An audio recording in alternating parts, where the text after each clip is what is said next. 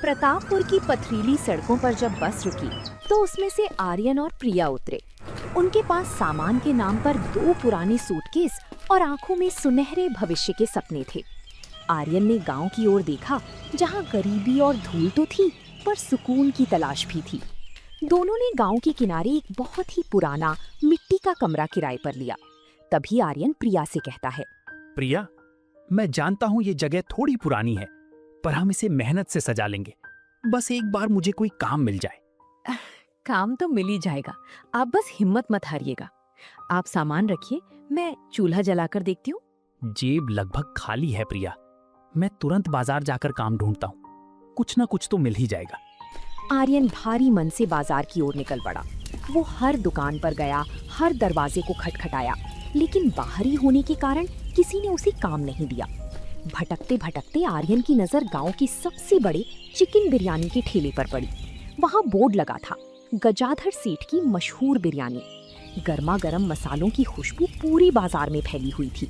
तभी आर्यन उसके पास जाता है और कहता है, नमस्ते सेठ जी, क्या आपके पास कोई छोटा मोटा काम मिल सकता है? मुझे काम की बहुत जरूरत है और मैं बहुत मेहनती भी हूँ। काम? यहाँ काम सिर्फ उसे मिलता है जो कोई भी काम करने में हिचकिचाए ना। पीछे गोदाम में 50-50 किलो की चावल की बोरियां हैं, उन्हें दुकान तक लाना होगा। और पत्थर की ओखली में गरम मसाले कूटने होंगे। दिन के 100 रुपए दूंगा, करेगा? जी सेठ जी, बिल्कुल करूँगा। तो लग जा काम पर। आर्यन का काम शुरू हुआ।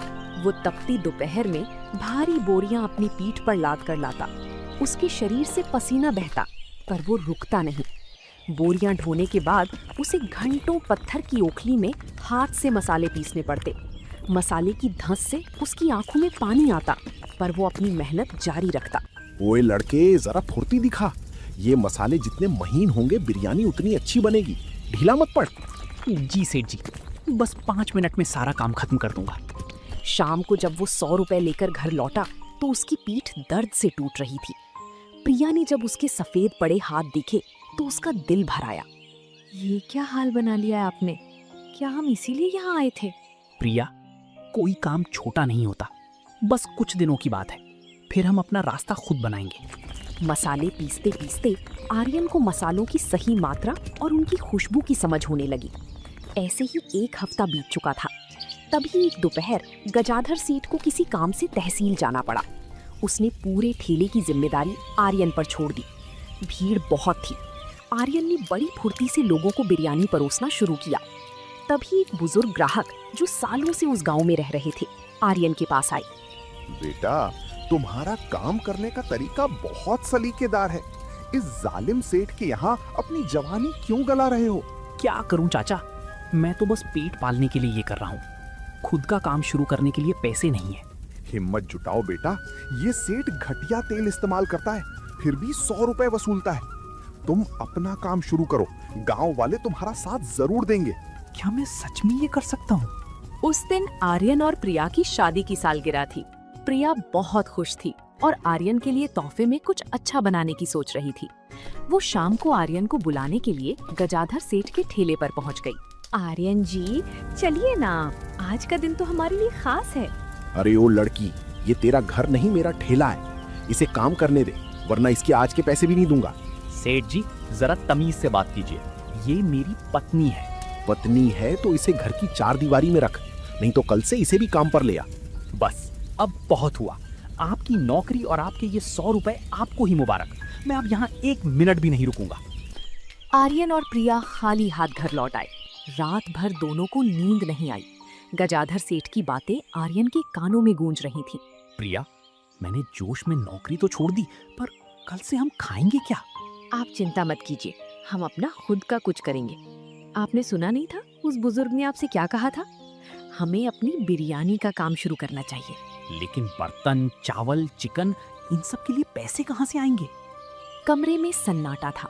अचानक प्रिया की नजर कमरे की एक कोने पर पड़ी, जहाँ एक पुराना पत्थर थोड़ा उखड़ा हुआ था। प्रिया ने उत्सुकतावश उस पत्थर को हटाया। उसके नीचे एक छोटा सा लोहे का कलश दबा हुआ था। जब उन्होंने उसे बाहर निकाला तो उनकी आंखें फटी की फटी रह गईं। कलश सिक्कों और नोटों से भरा हुआ था, जिसे देखकर आर्यन कहता है, ये क्या है? ये पैसा हमारा नहीं है प्रिया, हमें इसे लौटाना होगा। लेकिन ये कमरा सालों से बंद था, ये पैसा यहाँ आया कैसा और ये किसका होगा? अगले दिन वे मकान मालिक के पास गए। मकान मालिक ने बताया कि वहाँ पहले एक सिद्ध फकीर बाबा रहते थे जो गरीबों की मदद करते थे।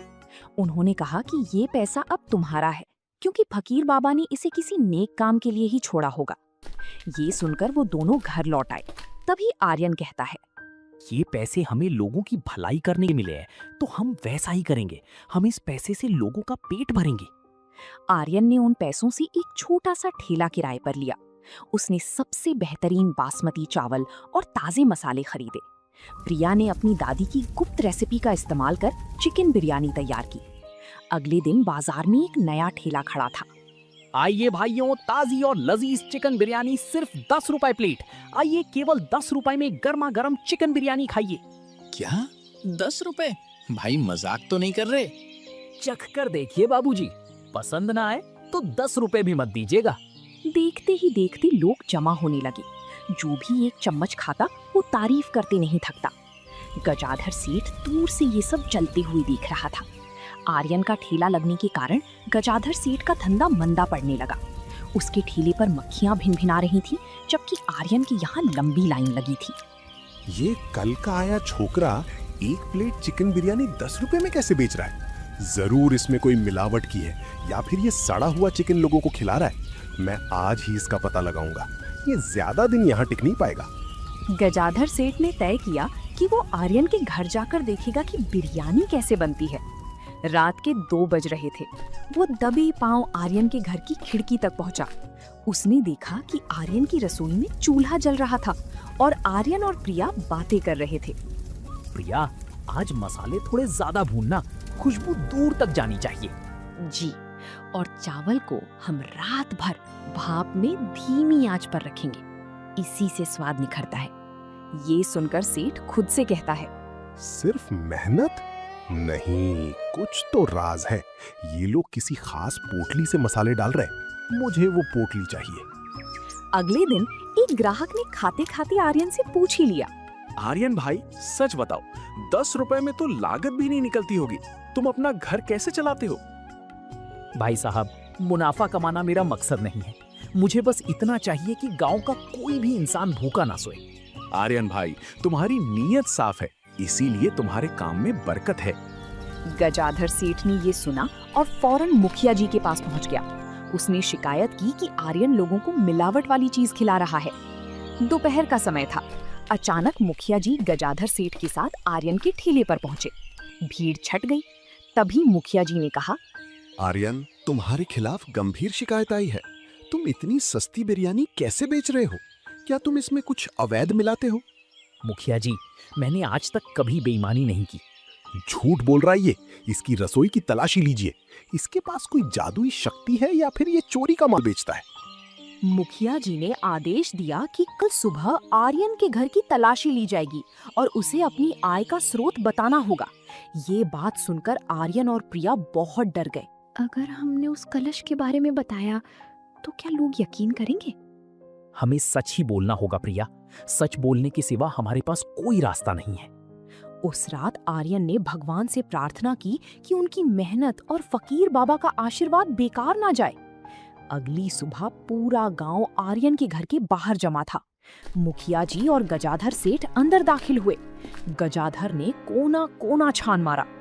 कहाँ है वो पोटली? कहाँ है वो जादू? सेठ जी, यहाँ कोई जादू नहीं है, सिर्फ ये लोहे का कलश है। आर्यन ने वो कलश सबको दिखाया। उसने पूरी कहानी सुनाई कि कैसे उन्हें ये मिला और कैसे वे इसके पैसों से सेवा कर रहे हैं।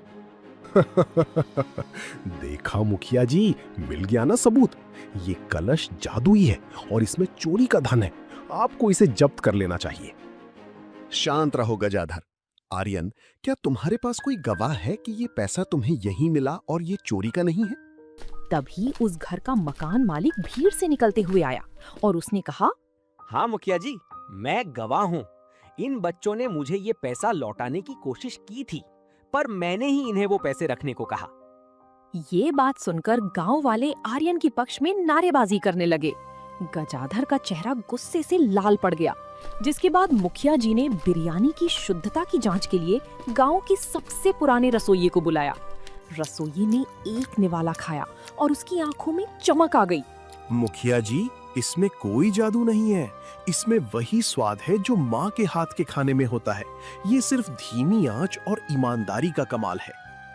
आर्यन, तुम निर्दोष हो और गजाधर, तुम पर झूठा आरोप लगाने के लिए 5,000 रुपए का जुर्माना लगाया जाता है। जुर्माना भरने के बाद गजाधर की इज्जत मिट्टी में मिल गई। उसके ग्राहक अब उसे झूठा सेठ कहने लगे, जिसके बाद कुछ समय बाद उसे अपना ठेला बंद करना पड़ा। एक मामूली बोरियां ढोने वाले ने मुझे सड़क पर ला दिया। जिसके बाद गजाधर सेठ गांव छोड़कर जाने की तैयारी करने लगा, लेकिन उसके पास जाने के लिए कोई जगह नहीं थी। एक शाम गजाधर भूख से बेहाल सड़क किनारे बैठा था। तभी आर्यन उसके पास पहुंचा और बिरयानी की एक प्लेट उसकी ओर बढ़ाई। लीजिए सेठ जी, खाना खा लीजिए। खाली पेट गुस्सा शोभा नहीं देता। तुम मुझे खाना खिला रहे हो? मैंने तुम्हारा बुरा चाहा और तुम्हारा ठेला बंद करवाने की कोशिश भी की। बदला लेने से बड़ा माफ करना होता है। आप चाहें तो मेरे साथ काम कर सकते हैं, पर इस बार मालिक बनकर नहीं, साथी बनकर। ये बात सुनकर गजाधर सेठ की आंखों में आंसू आ गए। समय गुजरता है। अब आर्यन का ठेला एक छोटी सी दुकान में बदल चुका था, जहां प्रिया रसोई संभालती थी और गजाधर सेठ, जो अब पूरी तरह से बदल चुका था, वो हिसाब किताब देखता था। तभी एक दिन प्रिया कहती है, सुनिए जी, आज पूरे 500 लोगों का खाना बनाए और सब खुश होकर गए। ये सब उस फकीर बाबा की कृपा और तुम्हारी मेहनत का फल है। साल बीतते गए। आर्यन और प्रिया अब अमीर थे, पर उनका स्वभाव नहीं बदला। वे आज भी गरीबों को 10 रुपए में ही बिरयानी खिलाते थे। गांव में अब कोई भूखा नहीं सोता था। प्रतापपुर अब अपनी गरीबी के लिए नहीं, बल्कि आर्यन की चिकन बिरयानी और उसकी दरिया दिली के लिए जाना जाता था।